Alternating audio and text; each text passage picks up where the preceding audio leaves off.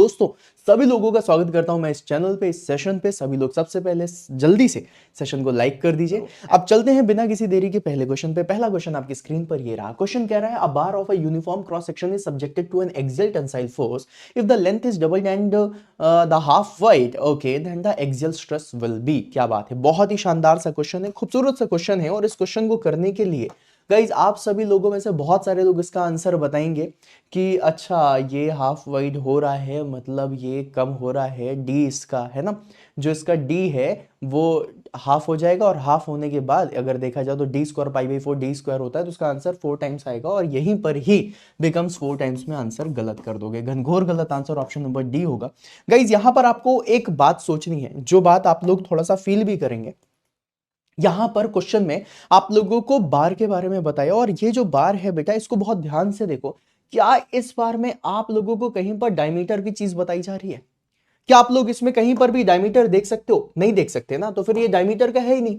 ये है लेंथ का और ये है वाइड मतलब विड्थ का। मतलब यहां पर जो आपका बार है वो उसका क्रॉस सेक्शन एक तरीके का देखा जाए तो रेक्टेंगल होने वाला है, राइट। अगर मैं रेक्टेंगल के बारे में बात करूं या स्क्वायर के बारे में बात करूं तो जो उसका एरिया होता है बेटा, एरिया, राइट, वो कितना होगा? Length into width, right. अब यहां पर लेंथ क्या करी गई है? डबल करी गई है, मतलब 2l कर दिया गया है। इनटू विड्थ क्या करी गई है? हाफ वाइड है, मतलब w/2 कर दिया गया है। तो 2 से 2 कट जाएगा, l इंटू w ही आने वाला है। मतलब इस केस में आप लोगों का जो एरिया होगा वो क्या होगा भाई? स्ट्रेस क्या होता है? Load per unit area. अब इसका एरिया के बारे में अगर मैं बात करूं तो आप इसके एरिया को कैसे देखोगे, राइट?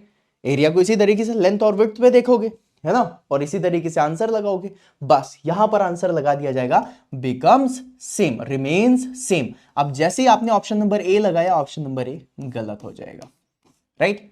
ऑप्शन नंबर ए गलत हो जाएगा।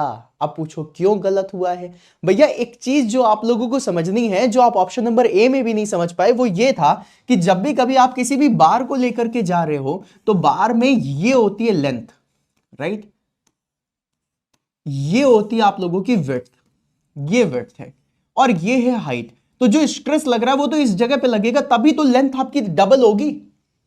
भाई स्ट्रेस आपका इस एरिया पे लगेगा ना, ऐसे समझो ना। स्ट्रेस तो इस एरिया पे, इस क्रॉस सेक्शन एरिया पे लग रहा है। जब आप इस क्रॉस सेक्शन एरिया पे स्ट्रेस लगाओगे, मतलब लोड लगाओगे, तभी लोड लगने की वजह से ये क्या होगी? खींचेगी। और जब ये खींचेगी तभी इसकी लेंथ L से 2L होगी। ये वाली बात, ये कॉन्सेप्ट समझ रहे हो? बिल्कुल समझ रहे हो। अब जब हम यहां पर स्ट्रेस लगाते हैं तो ये A इंटू एल लगा रहे हो, ये गलत है। A इंटू एल नहीं होगा। मतलब यहां पर एरिया जो लिया है ना, वो एरिया पता है क्या होगा? एरिया होगा विड्थ इंटू हाइट का। अब यहां पर हाइट के बारे में कुछ नहीं बोला, लेकिन विड्थ बता दिया कि विड्थ क्या हो रही है? हाफ हो रही है, मतलब W/2 हो रही है। और इसी को ही अगर मैं लेकर के जाऊं ऊपर तो यहां से आपको क्या मिलेगा? That is 2p divided by w into H, यही मिलेगा, राइट। अगर यही मिल रहा है तो 2p w इंटू एच, ये आपका एरिया हो गया, 2 हो गया, मतलब p into w into H होना था। अब क्या हो गया? 2 into p divided by w into H. मतलब ये कहने का क्या है? मतलब ये है कि यहां पर स्ट्रेस आपका क्या हो जाएगा? Becomes double. आंसर इसका ऑप्शन नंबर सी होगा। बहुत खूबसूरत सा क्वेश्चन था जिसमें बहुत सारे स्टूडेंट्स फंस सकते थे। मैंने आपको 2 कॉमन रॉन्ग आंसर बताया, और 2 कॉमन रॉन्ग आंसर से आप समझ सकते हो किसका आंसर क्या होगा। ये अगर किसी ने करा तो ये क्या है? आपकी रॉन्ग अप्रोच है, इसको याद रखिएगा। ये क्वेश्चन थोड़ा सा बड़ा हो गया, कोई बात नहीं, लेकिन आपने कुछ ना कुछ बढ़िया सीखा। अगर बढ़िया सीखा है तो एक बार गुलाबी दिल के साथ जरूर बताना, ठीक है। चलिए अगले क्वेश्चन में चलते हैं। अगला क्वेश्चन कह रहा है, maximum shear stress theory is most suitable for the design of, okay. अब गाइस यहां पर बोल रहा है maximum shear stress theory. Shear stress theory हम कहां पर लगाते हैं? तो आपको पता है कि जो आपका ब्रिटल मटेरियल होता है बेटा, वो किसमें वीक होता है? Brittle material is weak in tension, weak in tension, yes बेटा, ये टेंशन में वीक होता है, बहुत शानदार। और जो आपका डक्टाइल मटेरियल होता है बेटा, वो किसमें वीक होता है? वीक इन शियर, राइट, वीक इन शियर। अब यहां पर शियर स्ट्रेस थ्योरी क्यों लगा रहे हैं? क्योंकि जो मटेरियल वीक होगा उसी की तो स्टडी करनी है। अब शियर स्ट्रेस थ्योरी मतलब हम डक्टाइल मटेरियल ढूंढेंगे। कास्ट आयरन डक्टाइल है, काट दो। एल्यूमिनियम डक्टाइल है, सही आंसर ऑप्शन नंबर बी। कह रहा है निक्रोम, निक्रोम क्या होता है? निकलो क्रोमियम से बना हुआ है, ये भी आपका डक्टाइल नहीं होगा। और यहां पर कह रहा है इलास्टोमर्स, ये भी आपका आंसर नहीं होगा। So the correct answer will be option number B. मजा आ रहा है? ऐसे ही क्वेश्चंस आने वाले हैं। अगला क्वेश्चन देखो, कह रहा cantilever beam of length L carries a point load W at the free end, if the length is double then maximum deflection will become. देखो गाइस, ये फॉर्मूला बेस्ड क्वेश्चन है, इससे न्यूमेरिकल भी पूछा जा सकता है और इससे कुछ भी हो सकता है, राइट। अब अगर देखा जाए तो इसमें डिफ्लेक्शन आएगा तो ये डिफ्लेक्शन ऐसे आएगा, इसको हम लोग डिफ्लेक्शन बोलते हैं। उस डिफ्लेक्शन की वैल्यू कितनी हो जाएगी, WL³/3EI। क्या यही होगा, राइट? क्या यही होगा, है ना, यही होगा ना, WL³/2EI होगा, राइट, या WL³/3EI होगा। और यहां पर आंसर क्या होगा, WL³/2EI, राइट। तो ये कितना हो जाएगा, 2EI। तो हमें वैसे इससे भी लेना देना नहीं है, हमें तो डिफ्लेक्शन कैसे लेना देना है, लेंथ को क्या किया जा रहा है, डबल किया जा रहा है, तो 2⁻³ will give you 8। So the correct answer will be what, 8 times, option number C. अगला क्वेश्चन देखिए, अगला क्वेश्चन कह रहा है for a material obeying Hooke's law the strain energy stored in the whole volume is equal to. अब देखो guys, जब भी कभी हम स्ट्रेन एनर्जी के बारे में जानते हैं तो हमें पता है कि हम लोगों ने फॉर्मूला लगाया हुआ σ²/2EI से हम लोगों का आंसर आ जाता है, राइट, है ना। अगर शेयर स्ट्रेन एनर्जी निकालना है तो τ²/2g, राइट, यही वैल्यू निकालते हो। लेकिन बेटा ये जो वैल्यूज होती है ना, ये वैल्यूज ये पर यूनिट वॉल्यूम की होती है, याद रखना, पर यूनिट वॉल्यूम की। अगर इन्होंने पूछा है इन होल वॉल्यूम तो यहां पर आपका आंसर होगा σ²V/2E, right. This will be the formula, और ये फॉर्मूला तुम्हें कहीं पर भी नहीं दिया है। Most common wrong answer is option number B, काट देना। The correct answer will be option number D. अगला क्वेश्चन कह रहा है that condition for static balancing of a rotating mass system is. अब गाइस, रोटेटिंग मास सिस्टम के लिए जो स्टैटिक बैलेंसिंग करनी है उसे हम क्या करते हैं, summation of mr is equals to 0. So answer will be option number B. ये बहुत सिंपल क्वेश्चन था। अगला क्वेश्चन देखिए, क्या in the 4 bar mechanism the link before the link which oscillates 270 degrees is called. ऐसे क्वेश्चन अगर आ जाएं student फंसे बिना नहीं रह सकता। क्वेश्चन में देखो कितना घुमाया है क्वेश्चन ने। क्वेश्चन ने कह रहा है 4 बार लिंक मैकेनिज्म, क्या बात है, कह रहा है the link before the link which oscillates 270 degrees, right. अब देखा जाए ये फिक्स लिंक होती है, राइट। एक लिंक ये मान लेते हैं, एक लिंक ये मान लेते हैं और एक लिंक ये मान लेते हैं, राइट। जब लिखा हुआ है कि एक लिंक है जो 270 डिग्री तक ही ऑसिलेट कर सकती है, राइट, 270 डिग्री तक ही ऑसिलेट कर सकती है, तो उस तरीके की लिंक को आप लोग क्या बोलते हो बेटा, रॉकर, राइट। ये जो आपका दिख रहा है ना, ये यहां तक जो ऑसिलेट होगा ये होगा 270 डिग्री वाला, ये कहलाएगा बेटा रॉकर, राइट। ये क्या होता है बेटा, आपका क्रैंक बोलते हैं। ये 360 डिग्री का मूवमेंट कर सकता है, ठीक है। ये जो आपको फिक्स सपोर्ट दिखता है इसको हम लोग बोलते हैं फ्रेम, और ये जो लिंक है इसको हम लोग क्या बोलते हैं, कपलर, ठीक है। तो इन्होंने क्या पूछा है, the link before the link which oscillate 270 degree, तो रॉकर ये जो 270 डिग्री ऑसिलेट कर सकता है, राइट। अब अगर यहां पर देखा जाए तो यहां पर क्रैंक है, ये भी 270 डिग्री कर सकता है, लेकिन क्रैंक के लिए ऐसा बोला जाता है कि हम सिर्फ 270 डिग्री नहीं कराना चाहते, जो पूरा का पूरा घूम सकता है वो क्रैंक है, 360 डिग्री रोटेशन मारता है, लेकिन रॉकर कभी भी 360 नहीं मार सकता। इसलिए इस रॉकर के पहले की लिंक क्या है, कपलर है। So question is about the coupler, answer option number A. अगला क्वेश्चन कह रहा है for a real gas undergoing isothermal expansion that the internal energy can not be. वाह, बहुत बढ़िया। अब यहां पे आपको पता है आइसोथर्मल एक्सपेंशन दे रहा है, मतलब यहां पर टेंपरेचर क्या होगा बेटा, constant, and internal energy is the function of temperature only, तो यहां पर इंटरनल एनर्जी भी कांस्टेंट होगी, राइट। तो इसमें आंसर आप लोग रिमेन्स कांस्टेंट लगाओगे, जो कि घनघोर गलत हो जाएगा, है ना, घनघोर गलत हो जाएगा, राइट, है ना। ये वाली बात तो समझ में आ रही है, क्या ये वाली बात आपको समझ में आ रही है, यस और नो, क्या ये वाली बात आपको समझ में आ रही है, बिल्कुल सही, ओके। अब गाइस, इस कॉन्सेप्ट से तो आंसर ये वाला नहीं होना चाहिए, लेकिन इन्होंने क्वेश्चन क्या पूछा है, इस क्वेश्चन को देखो जिसमें स्टूडेंट कंफ्यूज होगा। कैसे कंफ्यूज होगा, उसको पता है कि सर ये जितनी भी आप कहानी सुना रहे हो, इस कहानी से आपको एक चीज समझ में आ रही है, और वो ये समझ में आ रही है कि आप रियल गैस नहीं आइडियल गैस की बात कर रहे हो। यहां पर लिखा हुआ है रियल गैस, रियल गैस के लिए आइसोथर्मल एक्सपेंशन होगा तो क्या इंटरनल एनर्जी कांस्टेंट हो सकती है, नहीं हो सकती है। तो अब internal energy can not be remain constant, so answer इसका ऑप्शन नंबर सी ही होना है। लेकिन देखो पूछा किस तरीके से गया है जहां पर आप लोग कंफ्यूज हो सकते हो कि भैया रियल गैस की बात कर रहा है तो कांस्टेंट तो नहीं होगी, है ना। इसका answer option number C absolutely correct है। अगला क्वेश्चन कह रहा है for a laminar flow through a circular pipe, laminar flow की बात कर रहा है, friction factor F and the coefficient of friction both are proportional to Reynolds number. Answer इसका ऑप्शन नंबर सी घनघोर गलत होगा बेटा, राइट। देखो अगर मैं फ्रिक्शन फैक्टर के बारे में बात करता हूं, ये क्या होता है 64/RE और कोएफिशिएंट ऑफ फ्रिक्शन होता है आपका 16/RE, राइट। तो अगर देखा जाए तो यहां पर जो आप लोगों का फ्रिक्शन फैक्टर है या फिर कोएफिशिएंट ऑफ फ्रिक्शन है, right, friction factor capital F कर देते हैं, कोएफिशिएंट ऑफ फ्रिक्शन को स्मॉल एफ कर देते हैं, राइट। 64/RE और 16/RE। अगर आप इस चीज को देख रहे हो तो यहां से मुझे एक चीज क्लियर हो रही है कि फ्रिक्शन फैक्टर हो, कोएफिशिएंट ऑफ फ्रिक्शन हो, this is inversely proportional to Reynolds number, ना कि डायरेक्टली प्रोपोर्शनल, इसलिए इसका आंसर ऑप्शन नंबर डी होगा।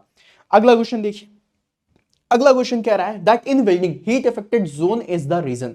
वेल्डिंग में जो हीट इफेक्टेड जोन है वो क्या होता है, कंप्लीटली मेल्टेड होता है, बिल्कुल भी नहीं। अनइफेक्टेड बाय हीट, बिल्कुल भी नहीं। इफेक्टेड बाय हीट होता है। Whose properties can change due to heat, बिल्कुल सही बात है। वेयर फिलर मटेरियल सॉलिडिफाई, ये भी काट देना। इसका आंसर ऑप्शन नंबर सी होगा। Last but not the least कह रहा है which material shows the highest damping capacity. अब देखो गाइस, जब भी कभी हम लोग बात करेंगे हाईएस्ट डैंपिंग कैपेसिटी की, डैंपिंग कैपेसिटी कहने का मतलब वो हो जाता है जहां पर कोई भी मटेरियल आपके वाइब्रेशंस को सबसे ज्यादा एब्जॉर्ब कर सके। जब भी कभी इस तरीके का क्वेश्चन आता है तो एक रियल एग्जांपल रखना कि जो लेथ मशीन होती है ना, लेथ मशीन के नीचे हम लोग लेथ बेड बनाते हैं, वो किस मटेरियल का बनाते हैं? आप बोलोगे कास्ट आयरन का। पता है क्यों? क्योंकि सबसे ज्यादा वाइब्रेशन एब्जॉर्ब कर सकता है। तो जो हाईएस्ट डैंपिंग कैपेसिटी वाले मटेरियल होते हैं वो हमेशा ब्रिटल होते हैं, क्योंकि हाईएस्ट कंप्रेसिव स्ट्रेंथ के साथ वो वाइब्रेशंस को रोक सकते हैं। इसलिए इसका करेक्ट आंसर क्या होगा? Option number C, cast iron. तो कास्ट आयरन पे ताला लगाइएगा, that will be the absolutely will be the correct, will be the answer.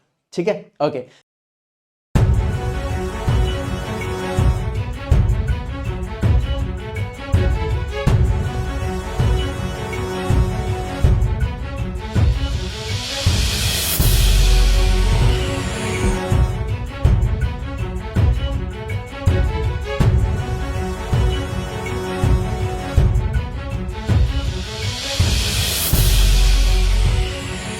पहला क्वेश्चन कह रहा है rigid body under coplanar forces equilibrium is impossible if.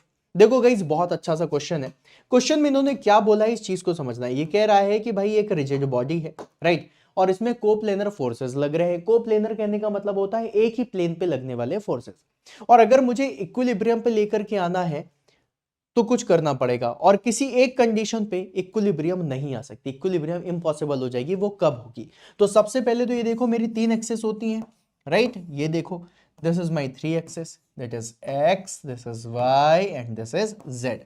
मैंने एक्स वाई प्लेन बनाया।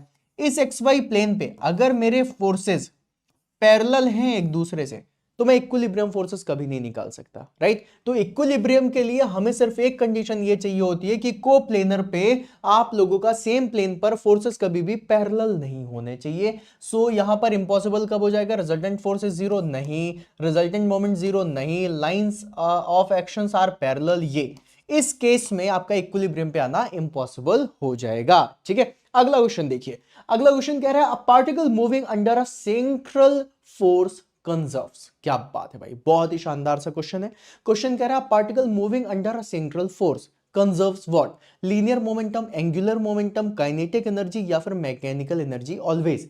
देखो गाइज, अगर आप लोग सेंट्रल फोर्स देख रहे हो और एक पार्टिकल है जो मूव कर रहा है अंडर अ सेंट्रल फोर्स, तो इस केस में आपका लीनियर मोमेंटम होगा, काइनेटिक एनर्जी मैकेनिकल होगी, लेकिन क्या चीज कंजर्व रहेगी? Angular momentum.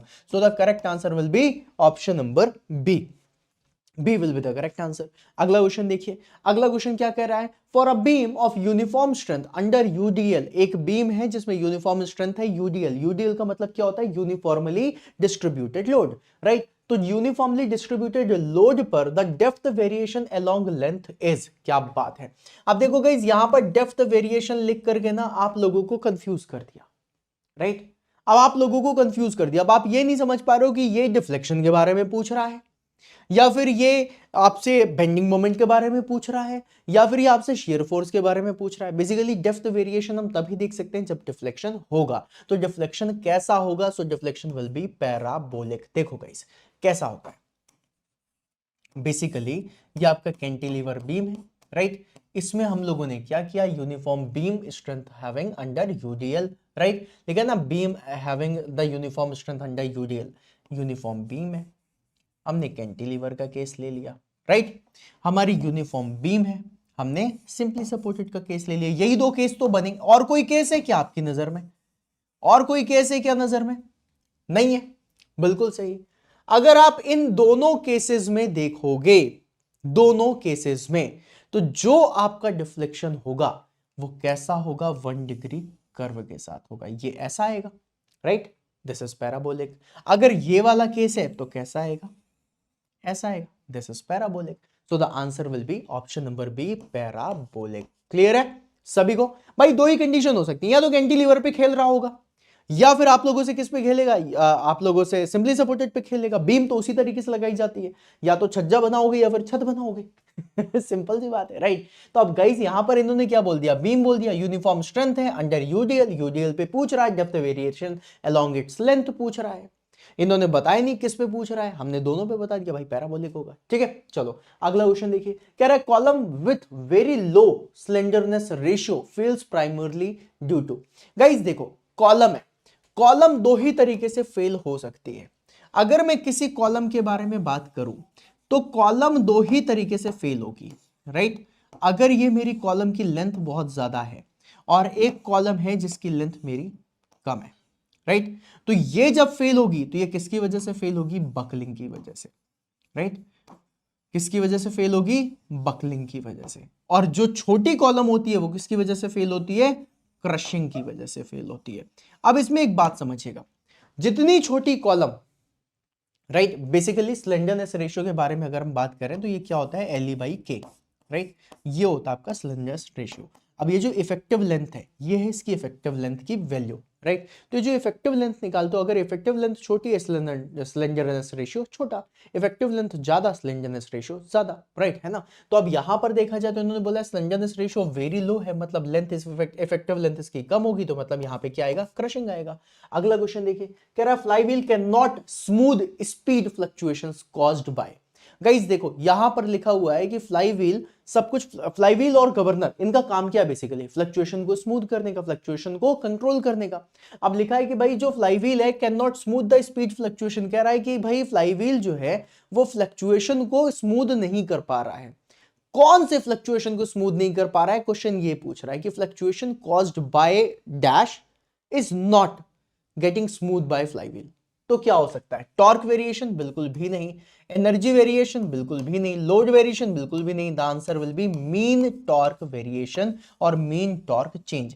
बेसिकली अगर देखा जाए तो जो मीन वैल्यू होती है, मीन वैल्यू का आप लोगों की फ्लाई व्हील पे कोई असर नहीं पड़ता, या फिर फ्लाई व्हील का मीन वैल्यू पे कभी कोई असर नहीं पड़ता, क्योंकि मीन वैल्यू जो निकल रही है ना, मीन टॉर्क चेंज हो गया या फिर मीन फ्लो हो गया या मीन स्पीड हो गई, राइट। ये सारी वैल्यूज जो होती है ना, इसमें इस फ्लाईव्हील का मतलब प्रॉब्लम नहीं आती, क्योंकि फ्लाईव्हील मीन स्पीड पे कोई वर्क नहीं कर सकती, मीन स्पीड पे फ्लाईव्हील का कोई भी कंट्रोल नहीं होता। That is why the correct answer will be option number D.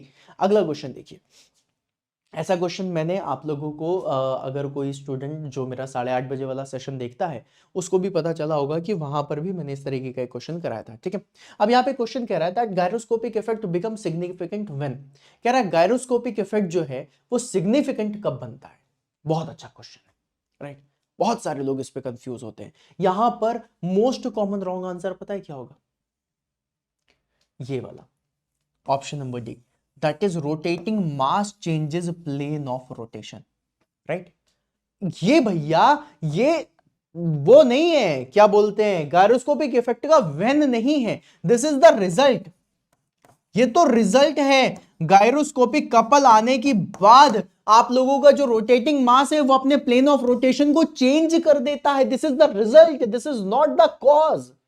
Show cause क्या है, कॉज है आप लोगों की angular speed, speed is high, और स्पीड में भी कौन सी स्पीड, एंगुलर बेटा, राइट।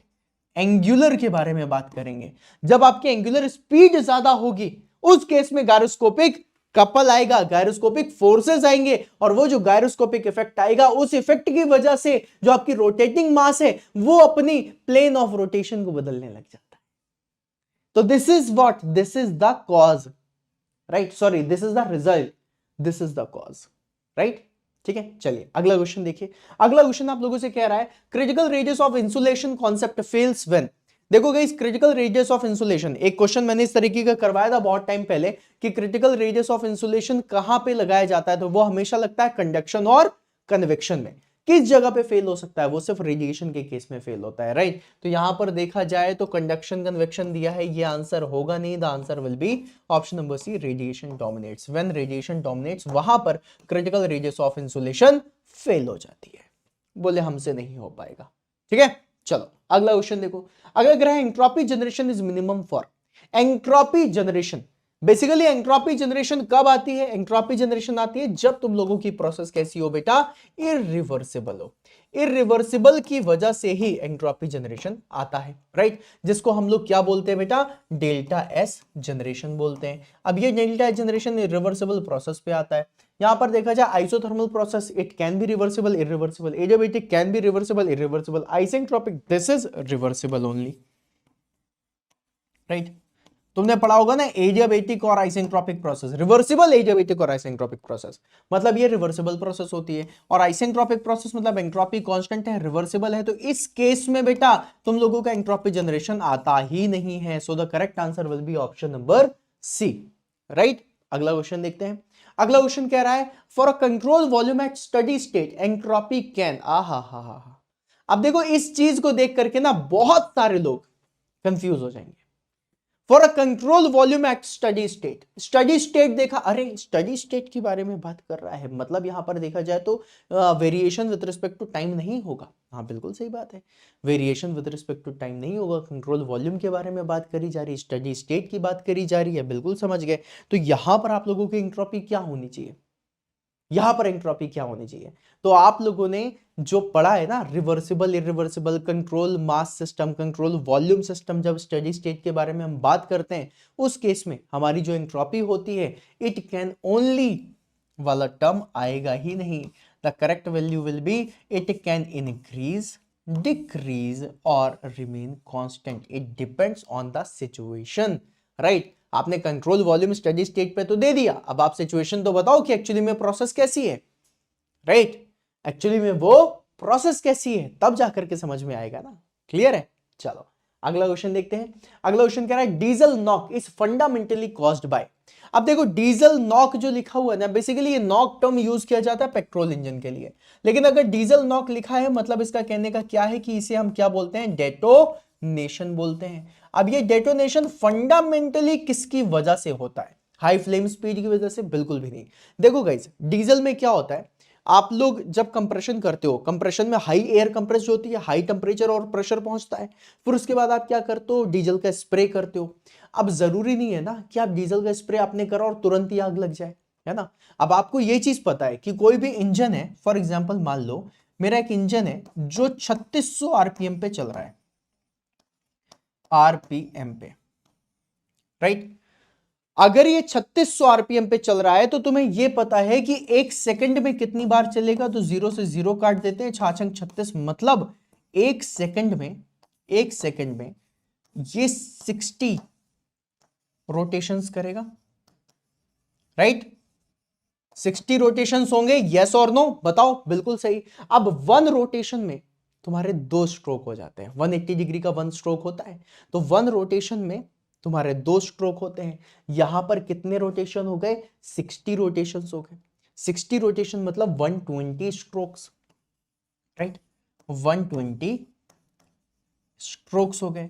अब 120 स्ट्रोक्स में से 4 स्ट्रोक की एक साइकिल होती है।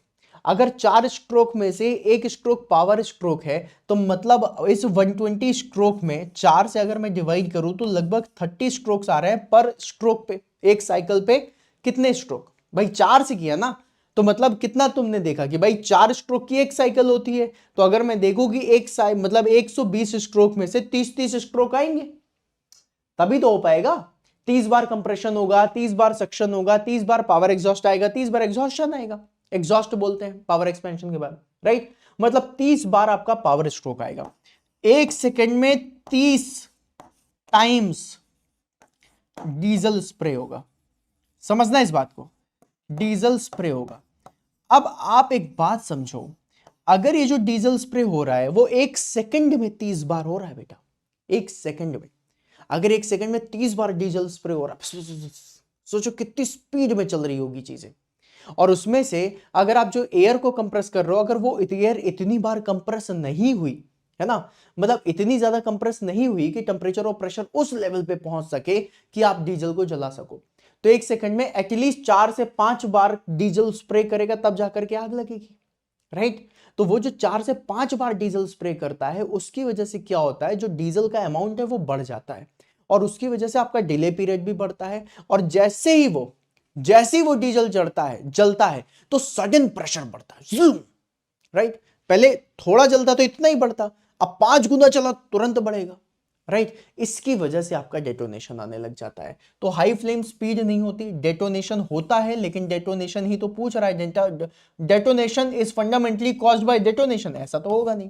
फिर sudden pressure rise due to delay period, this is done. Pre ignition का कॉन्सेप्ट आप लोगों का डीजल नॉक में या फिर डीजल इंजन में नहीं आता। So the correct answer will be option number C. I believe आप लोगों को सेशन अच्छा लगा होगा, आपने काफी सारी चीजें जानी होंगी। इसी तरीके के सेशन के लिए चैनल को अभी सब्सक्राइब कर लो, सेशन को लाइक कर दो, और कमेंट बॉक्स में मुझे बताओ बढ़िया लग रहे हैं सेशन की नहीं लग रहे हैं, है ना। इसी तरीके से सारी चीजें बताते हुए जो मैं तुम्हें इतना सारा कंटेंट इस चैनल पे दूंगा ना कि तुम्हारा दिल खुश होता रहेगा। तुम जब भी चैनल पे आओगे कुछ ना कुछ बढ़िया, कुछ ना कुछ बेहतरीन सीख करके जाओगे, ये पक्का वादा है आप सभी लोगों से। और गाइस इसी के साथ अगर आप लोग बढ़िया लेवल पे तैयारी कर रहे हो, आप लोगों को और क्वेश्चंस लगाने हैं, तो हमारे एप्लीकेशन में फ्री क्विजेस पड़े हुए हैं भर भर के, तो जाओ जाकर के फ्री क्विजेस लगाओ। एप्लीकेशन कौन सा है, एप्लीकेशन है एग्जाम ऑन एजुकेशन। तो इस एग्जाम ऑन एजुकेशन एप्लीकेशन पे जाओ, बढ़िया लेवल पे तैयारी करो, क्विजेस फ्री में लगाओ। ये देखो, ये यहाँ पे लिखा हो ना क्विज, ये फ्री क्विज का है, जाओ जाकर के फ्री क्विज लगाओ, बढ़िया लेवल पे, नेक्स्ट लेवल पे तैयारी करो, तुम देखना फील तुम्हें अलग ही लेवल पे आएगा, ठीक है। तो अच्छे लेवल पे तैयारी करनी है, क्विज लगाना है, सब कुछ सेटल रखना है, ठीक है। तो इसी तरीके से करो, स्टडी मटेरियल भी काफी कुछ मिल जाएगा, फ्री क्लासेस भी मिल जाएंगी, सब कुछ करते हुए जाओ और बढ़िया तैयारी करो, ठीक है। इंफॉर्मेशन अच्छी लगी हो, कंटेंट अच्छा लगा हो, तो चैनल को सब्सक्राइब कर लो, सेशन को लाइक कर दो।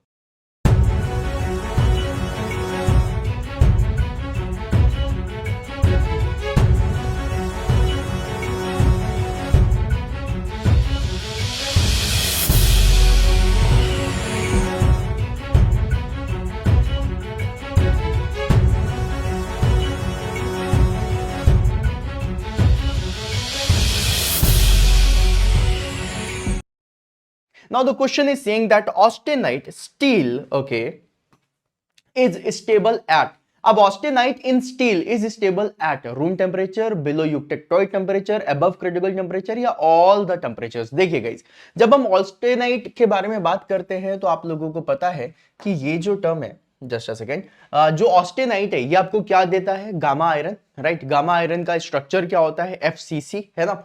मतलब कि आप लोगों का ये एट डक्टाइल नेचर पे इसको आप लोग देख पाओगे, right. This is gamma iron, सुना होगा आप लोगों ने इसके बारे में, राइट। इसका जो स्ट्रक्चर होता है वो क्या होता है, FCC होता है। और इसके बारे में और बताऊं तो ये थोड़ा सा डक्टाइल नेचर का होता है, ठीक है। अब इसमें एक क्वेश्चन जो आप लोगों से पूछा जा सकता है वो ये है कि ये स्टेबल किस कंडीशन में होता है। तो देखो, अगर मैं देखूं तो इसका जो क्रिटिकल टेम्परेचर लिखा हुआ है TCR, ये अप्रोक्सीमेटली जो होता है 727 डिग्री सेंटीग्रेड के करीबन होता है, राइट। मतलब अगर मैं इसकी स्टेबिलिटी के बारे में बात करूं तो जस्ट बिलो क्रिटिकल टेम्परेचर भी ये स्टेबल होता है, और जस्ट अबव क्रिटिकल टेम्परेचर भी ये स्टेबल कंडीशन में पाया जा सकता है, ऑस्टेनाइट कंडीशन में, गामा आयरन पे, राइट। सो इसका करेक्ट आंसर रूम टेम्परेचर या बिलो, ये यूटेक्टोइड, ये तो आप लोगों का अल्फा की तरफ लेके जा रहा है, तो ये तो आंसर होएगा ही नहीं। The answer will be above critical temperature, answer will be option number C will be the correct answer. C पर ताला लगाइए। अगला क्वेश्चन आपकी स्क्रीन पर ये रहा। Okay, now the question is saying the work done by centripetal force on a particle in a circular motion is. अब इस क्वेश्चन को देख करके दिल जरूर खुश होगा कि भाई ऐसे क्वेश्चन में कैसे आंसर लगाया जाए, मतलब ये तो समझने में ही अपने आप में बहुत तिरछी खीर हो रही है, राइट। चलो इसको मैं समझाता हूं आप लोगों को, बहुत ही खूबसूरत सा क्वेश्चन है और आप इसका आंसर बहुत इजी तरीके से दे भी पाओगे।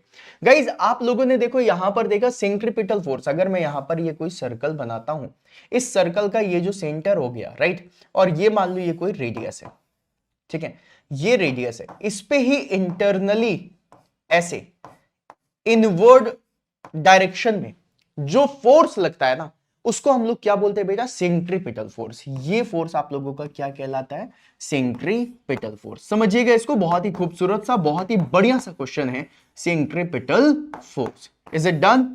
Yes sir, this is absolutely done. Okay, अब ये इनवर्ड लग रहा है और इसने क्या बोला, इसने बोला कि centripetal force on a particle in the circular motion, मतलब मोशन सर्कुलर हो रहा है, आप कोई भी मोशन कर सकते हो, आप एंटी क्लॉकवाइज, क्लॉकवाइज, हम चलो क्लॉकवाइज मोशन लेते हैं, तो आप लोगों से इस डायरेक्शन पे वर्क डन के बारे में बात कर रहा है जब सर्कुलर मोशन होगा। अच्छा, सर्कुलर मोशन होगा तो डिस्प्लेसमेंट आप ऐसे ही देखोगे, राइट, है ना, टेंजेंशियल डायरेक्शन में आपको डिस्प्लेसमेंट देखने के लिए मिलेगी। ये आपको, ये क्या है तुम्हारा फोर्स, लिख भी लो, है ना, तुम्हें पता होना चाहिए ये क्या है तुम्हारा फोर्स, राइट। अब ये जो पार्टिकल है सेंट्रीपिटल डायरेक्शन में फोर्स लगा रहा है और सर्कुलर मोशन कर रहा है, तो इसकी जो डिस्प्लेसमेंट होगी वो टेंजेंशियल डायरेक्शन में होगी, तो ये क्या होगा तुम्हारा, डी, डिस्प्लेसमेंट, पूरा ही लिख लो, राइट। चलो, अब यहां पर एक क्वेश्चन जो पूछा है इन्होंने वर्क डन के बारे में पूछा है। मुझे वर्क डन जो पता है वो थर्मोडायनेमिक्स में पी डेल्टा भी पता है, लेकिन अगर मैं नॉर्मली देखूं तो इसका क्या होता है, फोर्स इंटू डिस्प्लेसमेंट, राइट, है ना।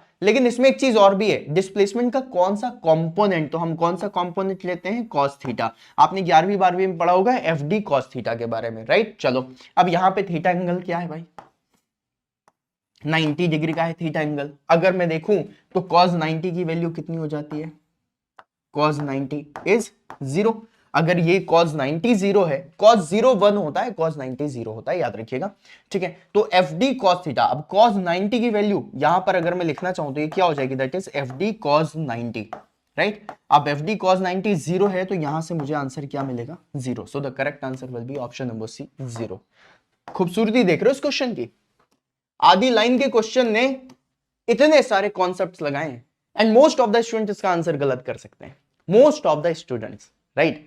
तो ये कॉन्सेप्ट्स हैं जो आपको समझने हैं, इन डेप्थ में समझने हैं, तब जाकर के मजा आएगा, ठीक है। चलिए अगला क्वेश्चन देखते हैं। अगला क्वेश्चन कह रहा है impulse momentum principle is derived from, बहुत ही सिंपल सा है, मतलब अगर इसमें आपको नहीं भी बनता है तो भी आप इसका आंसर दे सकते हो, और अगर बनता है तो आंसर दोगे ही दोगे। द मोमेंटम टर्म जब भी कभी आएगा तो rate of change of momentum is equals to force, पढ़ा आपने, किसमें पढ़ा है, second law of thermo, Newton second law में। So the answer will be option number B. देखो इसको भी थोड़ा सा समझ लो, है ना, तुम्हें अच्छा लगेगा जान करके।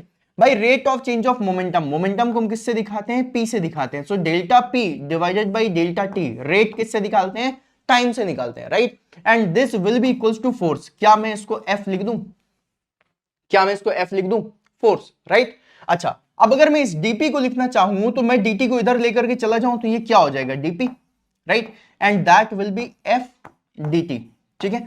अब अगर मैं टाइम के बारे में देखूं, ये जो टाइम है तो टाइम कहां से, dt की वैल्यू के बारे में अगर मैं देखूं तो यहां पर टाइम जो होगा मेरा वो t1 से t2 जा रहा होगा, टाइम t1 से t2, राइट। तो अगर मुझे यहां पर चेंज इन मोमेंटम निकालना है तो क्या मैं इसको t1 से लेकर के t2 तक इंटीग्रेट कर सकता हूं, बिल्कुल कर सकता हूं बेटा। ये जो टर्म है ना ये कहलाता है मोमेंटम, और ये जो टर्म तुमने लिखा है ना ये टर्म, ये कहलाता है तुम्हारा इंपल्स, राइट। और ये है तुम्हारा इंपल्स मोमेंटम प्रिंसिपल, ठीक है। तो अब इसके केस में तो ये सारी चीजें तुम्हारी निकली कहां से, इससे निकली है, ये क्या है, सेकंड लॉ ऑफ न्यूटन का second law, right. So the correct answer will be option number B. अगला क्वेश्चन देखिए, कह रहा है solid circular shaft is replaced by a hollow shaft of the same material and length if both transmit the same torque and have same maximum shear stress then the hollow shaft will be। भाई simple सी बात है, इन्होंने बोला है कि solid circular shaft और hollow shaft है, same material के बने हैं, मतलब कि इसका E और G सब कुछ सेम होने वाला है। फिर इन्होंने बोला कि लेंथ भी सेम है, मतलब L भी सेम है। फिर इन्होंने बोला both transmit the torque, same torque मतलब T भी सेम हो गया। फिर बोल रहे हैं have maximum shear stress, tau max भी सेम है। तो मतलब ऐसा केस जब भी कभी आता है तो उस केस में तुम्हें पता है कि हॉलो और सॉलिड शाफ्ट में से कौन सा हल्का होता है, हॉलो हल्का होता है। The hollow shaft will be weightless, answer option number B. अगला क्वेश्चन आपकी स्क्रीन पर ये रहा, कह रहा है if the Poisson ratio of a material is 0.5 then the material will B.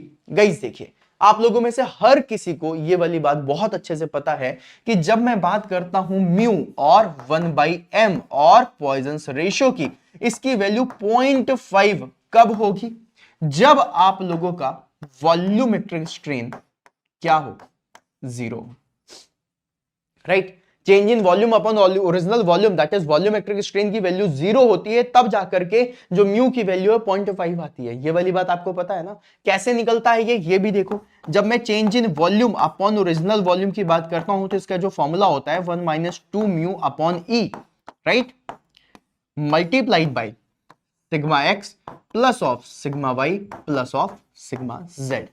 अब इधर दिस पोर्शन शुड बी 0, क्योंकि इसको तो मैंने 0 किया है ना, राइट, वॉल्यूमेट्रिक स्ट्रेन 0 है, तो या तो ये पूरा पोर्शन 0 होगा, sigma X plus sigma Y plus sigma Z, या फिर 1 माइनस 2 म्यू अपॉन ई 0 होगा, राइट। अगर तुम इसको 0 करते हो तो 1 माइनस 2 म्यू अपॉन ई की वैल्यू निकाल सकते हो, राइट। तो अगर मैं यहां से इसकी वैल्यू निकालूं तो ई भी इधर जाएगा तो 0 हो जाएगा, और इस केस में जो तुम्हारा म्यू आता है, म्यू कितना आता है 0.5। अब यहां से मुझे क्या चीज समझ में आ रही है कि भैया अगर मुझे म्यू 0.5 चाहिए, मतलब डेल्टा वी अपॉन वी की वैल्यू 0 होनी चाहिए। अब यहां पे वी 0 नहीं हो सकता, चेंज इन वॉल्यूम 0 हो सकता है। चेंज इन वॉल्यूम कहने का मतलब क्या हुआ, एक ऐसा मटेरियल जिसका वॉल्यूम चेंज ना हो रहा हो, है ना, तो वैसा वॉल्यूम क्या कहलाता है, इनकंप्रेसिबल, राइट, मतलब वैसा मटेरियल इनकंप्रेसिबल होता है। So the answer will be option number C. अगला क्वेश्चन देखिए, अगला क्वेश्चन आप लोगों से कह रहा है that which process gives the maximum work output for a given change in state. अब भाई साहब इन्होंने बोला है कि मैक्सिमम वर्क आउटपुट चाहिए। मैक्सिमम वर्क आउटपुट मतलब जीरो लॉसेस और minimum losses, right, minimum losses. अब लॉसेस किस टर्म में होता है भैया, हीट के टर्म में लॉसेस होते हैं। अब यहां पर आपसे क्या बोल रहा है, मैक्सिमम वर्क आउटपुट मतलब जीरो लॉसेस और मिनिमम लॉसेस। मिनिमम लॉसेस किस में पॉसिबल है, इरिवर्सिबल में कभी नहीं, रिवर्सिबल में एब्सोल्युटली, इरिवर्सिबल कभी नहीं, पॉलीट्रॉपिक कभी नहीं। So the answer will be option number B. अगला क्वेश्चन देखिए, कह रहा for an ideal gas which property depends on the temperature. क्या बात है, टेम्परेचर के ऊपर देखो, प्रेशर भी डिपेंड करता है, एंथैल्पी भी करता है, वॉल्यूम भी करता है और डेंसिटी भी करता है। टेम्परेचर बढ़ाओगे डेंसिटी मटेरियल की चेंज होगी, टेम्परेचर घटाओ बढ़ाओगे वॉल्यूम चेंज होगा, टेम्परेचर घटाओ बढ़ाओगे एंथैल्पी चेंज होगी, टेम्परेचर घटाओ बढ़ाओगे प्रेशर चेंज होगा। लेकिन ये क्वेश्चन आपका पूछा जा रहा है आइडियल गैस के लिए। आइडियल गैस में विच प्रॉपर्टी डिपेंड्स ऑन टेम्परेचर, कौन सी प्रॉपर्टी है जो टेम्परेचर के ऊपर डिपेंड करती है। आइडियल गैस इक्वेशन आप लोगों को पता है, PV equals to N into R into T, right. अब अगर मैं यहां पर आप लोगों से बात करूं तो यहां पर आप लोग क्या देख रहे हो, PV देख रहे हो, ठीक है, डिवाइडेड बाई NR, ये वैल्यू कांस्टेंट है तभी तो ये T आ रहा है, राइट। तो अब यहां पर अगर देखा जाए तो इससे तुम कैसे वैल्यूज निकालोगे सो दैट तुम्हारा आंसर आ सके। तो गाइज अगर मैं सिर्फ प्रेशर की बात करता हूं तो आंसर गलत होगा, सिर्फ वॉल्यूम की बात करूंगा तो आंसर गलत होगा, डेंसिटी होगा नहीं, तो बचा क्या, enthalpy. Enthalpy is the total heat capacity. Total heat capacity of the material will depend on temperature. क्यों, क्योंकि देखो यहां पर इस चीज को समझना, जब हम एंथैल्पी के बारे में बात करते हैं तो क्या होता है, U प्लस PV होता है, राइट, समझ आ रहा है। और जो इंटरनल एनर्जी है वो क्या होती है, डिपेंडेंट ऑन टेम्परेचर। भाई सिंपल सी बात है, हमने पढ़ा हुआ है। और यहां पे जो PV की वैल्यू हम निकाल रहे हैं ये भी डिपेंडेंट है किसके ऊपर, टेम्परेचर के ऊपर। क्यों, क्योंकि NR तो कांस्टेंट है ना, राइट, इसलिए PV भी टेम्परेचर के ऊपर डिपेंडेंट, इंटरनल एनर्जी टेम्परेचर के ऊपर डिपेंडेंट होती है, तो enthalpy U plus PV will also be dependent on temperature. तो आइडियल गैस के केस में enthalpy will be the correct answer. अगला क्वेश्चन देखिए, कह रहा है the COP of the refrigerator increases if. अब देखो गाइस यहां पर इवेपोरेटर, कंडेंसर, टेम्परेचर के बेसिस में दे रहा है। यहां पर एक चीज देखना, अगर मैं COP के बारे में बात कर रहा हूं, रेफ्रिजरेटर की COP है तो क्या होगी, T lower divided by T higher minus of T lower. अब मुझे क्या करना है, COP इंक्रीज करनी है। अगर मुझे COP इंक्रीज करनी, मेरे पास दो केसेस बनते हैं, या तो मैं T लोअर की वैल्यू को बढ़ाऊं तभी COP बढ़ेगी, या फिर मैं ये जो T higher minus T lower है इसको डिक्रीज करूं तब मेरी COP बढ़ेगी। ये वाला पॉइंट है। अब यहां पे कह रहा है इवेपोरेटर टेम्परेचर डिक्रीजेस। अगर मैं T lower is evaporator temperature, अगर T लोअर को डिक्रीज करूंगा तो COP डिक्रीज होगी। ऑप्शन नंबर 1 गलत है। कह रहे कंडेंसर टेम्परेचर इंक्रीजेस, अगर मैं T हायर को इंक्रीज करूंगा तो ये वैल्यू इंक्रीज होगी, तो ये भी नहीं हो सकता, तो ये भी गलत है। कह रहे टेम्परेचर डिफरेंस डिक्रीजेस, देखो टेम्परेचर डिफरेंस डिक्रीज हो रहा है, आंसर ऑप्शन नंबर सी। अगला क्वेश्चन देखिए, कह रहा है log mean temperature difference LMTD is used because. Guys देखो log mean temperature difference LMTD किस में यूज किया जाता है, आप सभी लोगों को पता होगा, हीट एक्सचेंजर में यूज किया जाता है, राइट। अब हीट एक्सचेंजर में भी एक पॉइंट आता है कि लॉग मीन टेम्परेचर डिफरेंस निकालें तो क्यों निकालें। ये निकाला जाता है जब बहुत ज्यादा लेंथ होती है हमारे पास, है ना, मतलब हमारे पास थोड़ा लंबी दूरी है और इस दूरी पे हमें हीट एक्सचेंज करना है। जैसे आप लोगों ने देखा होगा आपके फ्रिज के पीछे कॉइल लगी होती है, देखा होगा आप लोगों ने शायद। और वो जो कॉइल होती है वो बहुत सारी ऐसी है, बिल्कुल गसी होती है, राइट, मतलब भयंकर तरीके से भरी हुई होती है। ऐसा नहीं कि बिल्कुल सीधी एक कॉइल है, ऐसे घुमावदार लगी होगी, फिर ऐसे ऐसे ऐसे ऐसे होगी, फिर ऐसे ऐसे ऐसे होगी। जो फ्रिज के पीछे पहले आजकल जो फ्रिज आते थे उसमें इस तरीके से कॉइल्स होती थी। वो कॉइल्स क्यों लगाई जाती थी? सो दैट उस कॉइल से जितना ज्यादा मटेरियल ट्रांसफर होगा उतना ज्यादा हीट रिलीज होती रहेगी। यही कॉन्सेप्ट होता था, ठीक है। वो फ्रिज आज भी है हमारे घर पे, जब कभी हमारा होम टाउन जाना होगा तो हम फोटो खींच के दिखाएंगे, ठीक है। तो गाइज अब अगर मैं यहां पर बात करूं तो एलएमटीडी का जो यूज होता है बेसिकली हीट एक्सचेंज करने के लिए होता है, हीट ट्रांसफर में हम यूज करते हैं। और कब करते हैं? जब यहां पर आप लोगों को टेम्परेचर डिफरेंस या फिर टेम्परेचर में डिफरेंस लाना होता है विद रिस्पेक्ट टू लेंथ, कि जितनी ज्यादा लंबाई होगी इन पाइप की उतनी ज्यादा हीट रिलीज होगी, उतना ज्यादा टेम्परेचर में डिफरेंस आएगा। अब यहां पे कह रहा है टेम्परेचर डिफरेंस वेरीज एक्सपोनेंशियली, गलत है। कह रहे heat transfer rate is constant, बिल्कुल गलत है। Temperature difference varies along the length, बिल्कुल सही। फ्लो इज टर्बुलेंट, काट दो। इसका आंसर ऑप्शन नंबर सी होगा। अगला क्वेश्चन देखिए गाइस, अगला क्वेश्चन आप लोगों से कह रहा है in metal cutting buildup edge formation is promoted by. Guys देखो, आप लोगों को मैंने पहले भी बताया है, अभी भी बताता हूं, बिल्डअप एज हर किसी के लिए दुश्मन है, सिर्फ एक चीज के लिए बहुत अच्छा, और वो है हमारा टूल। क्या होता है जब हमारा टूल कटिंग कर रहा होता है तो मेटल के साथ वो फ्रिक्शन जनरेट करता है, और वो फ्रिक्शन इतना ज्यादा हीट जनरेट करती है, इतनी ज्यादा हीट जनरेट करती है कि यहां पर ये जो आपको टूल दिखाई दे रहा है ना, इस टूल के साथ वर्क पीस का metal, mark my words, work piece का मेटल क्या होता है? चिपक जाता है।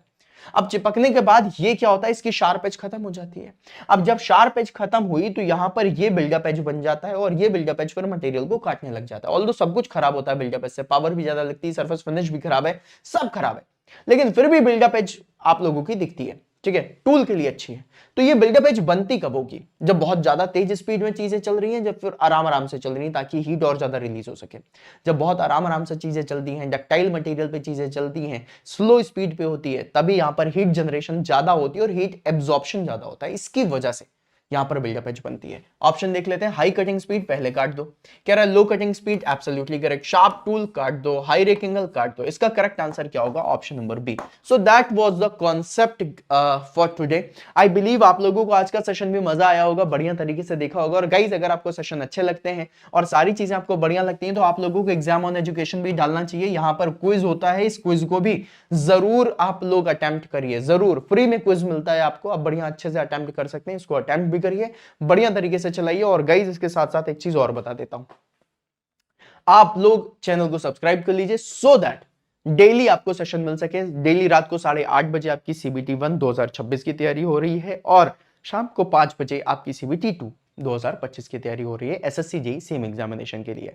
तो दोनों सेशंस देखिए, बहुत सारे कॉन्सेप्ट सीखिए और बढ़िया लेवल पर तैयारी करिए। क्विजेस वगैरह के लिए एप्लीकेशन डाउनलोड कर लीजिए। आप देखिए तो एटलीस्ट एप्लीकेशन, नहीं अच्छा लगे अनइंस्टॉल कर देना, बट एटलीस्ट एक बार चेक तो कर लो कैसा है कैसा नहीं है, क्या मेरे मतलब का है कि नहीं है ना। दूर से देख करके तो पता नहीं चलेगा, तो एटलीस्ट एक बार डाउनलोड करो, चेक करो, इंस्टॉल करो, फिर उसके बाद आप लोग फील करोगे खुद ही कि यस दिस इज समथिंग जो मेरे फोन में होना चाहिए, है ना। चलो इसी के साथ गाइस आज का सेशन यहीं पे एंड करते हैं, मिलते हैं फिर अपन नेक्स्ट सेशन में, तब तक के लिए बाय बाय।